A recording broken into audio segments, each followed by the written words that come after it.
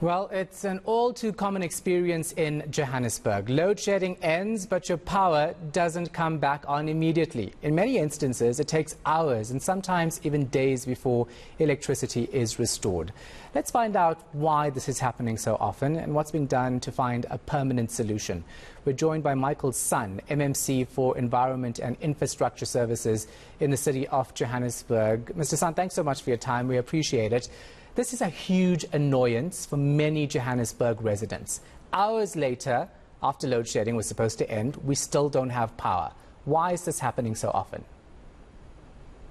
Good evening, Shahan, and thank you very much for giving me the opportunity to explain. It is certainly very frustrating, and I certainly want to give our residents, our customer, that apology to say that other than the ordinary power outages that is now worsened by the load shedding schedule, sometimes the network doesn't come back, and that causes even more or prolonged outages to our residents. The reason is really that Joburg has a very old network infrastructure.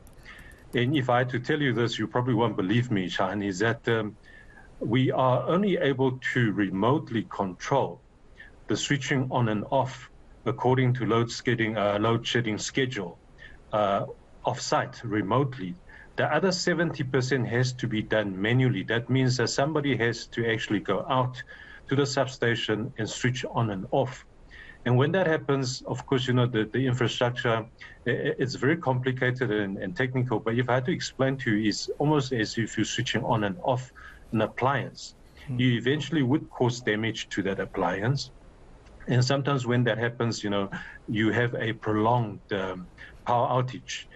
We certainly have, since, I've taken office just about little under 3 months, start to look for solutions. And one of the solutions we found is that we need to invest into a system, what we call SCADA, that we're able to better manage the system, that would complement, it sounds a better word, but we shouldn't have to complement load shedding. But we're also training staff members to ensure that when they have to do this manually, that they do it properly and that we cause minimal damage to our infrastructure. If I could just also add there that we're hoping by the end of this month, March, we're going to be opening our energy in Daba. From there, that we want to attract, role players, experts in the field, academics, to explain and partner with us to say that maybe we can, get off this load shedding and not be so dependent on Eskom, and that we're able to generate more of our own electricity.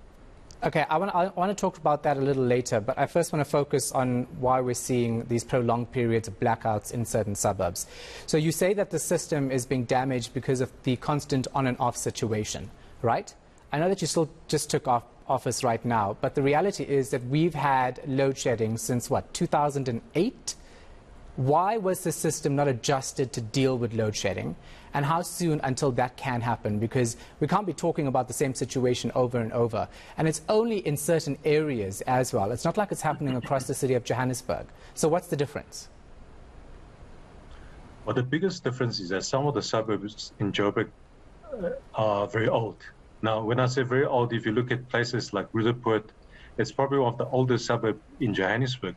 So, of course, the infrastructure there, it's as old as the establishment. So when you have the newer suburbs, the newer settlements, that they don't have that kind of aged infrastructure. So those kind of load shedding and power outages wouldn't affect the suburbs equally. It's certainly not for me and not for this new multi-party government to say that, it happened before, therefore the status quo must continue. We are seriously looking into infrastructure investment. We need to change those old infrastructure, so this wouldn't happen. In fact, we're going through a budget process now for the new financial year. And this is one of the focus areas that our department is looking at, that the city power must ensure that we invest enough resources to replace those old infrastructure so that we don't have to continuously go back to square one. And our residents and our customers, our business customers, don't have to experience those constant outages. Yeah. Talk to me about what can be done now. because we obviously have load shedding until Monday. How do you avoid a situation where Ferndale, Randburg, Rudaport has 6-7 hours of load shedding because of the system that's old and damaged? Sean, there's not much we can do right now because of all the infrastructure, but what we can certainly do is that we want to ask our customers, our residents, when there is load shedding, there's two very important things. Please switch off your appliances, and when the load shedding schedule is over, switch them back on gradually so we don't create a pressure and a heavy reliance on the network. The second thing, quite interestingly, that the thieves and the vendors, they look at this load shedding schedule. They say, well, there's not going to be any power in this area. So they would actually go out there and damage and steal stuff because there's no electricity current running through some of the infrastructure. So that's the other thing that we are asking our communities to please watch out for us. If you see anything suspicious, please do report it so we can go and stop those vendors and thieves from damaging our infrastructure. So when the power does come on, our technicians can go out and switch them back on, but in a fashion that we create a little, as minimal pressure on the grid as possible. So obviously a faster response in terms of fixing the problem maybe when the lights don't return on. But Mr. Sun, what really irritates me is the fact that you actually say to me that nothing can be done right now, and that we constantly have to see City Power tweeting about how they have people on the scene working on the issue. There's no estimated time of the power coming back on.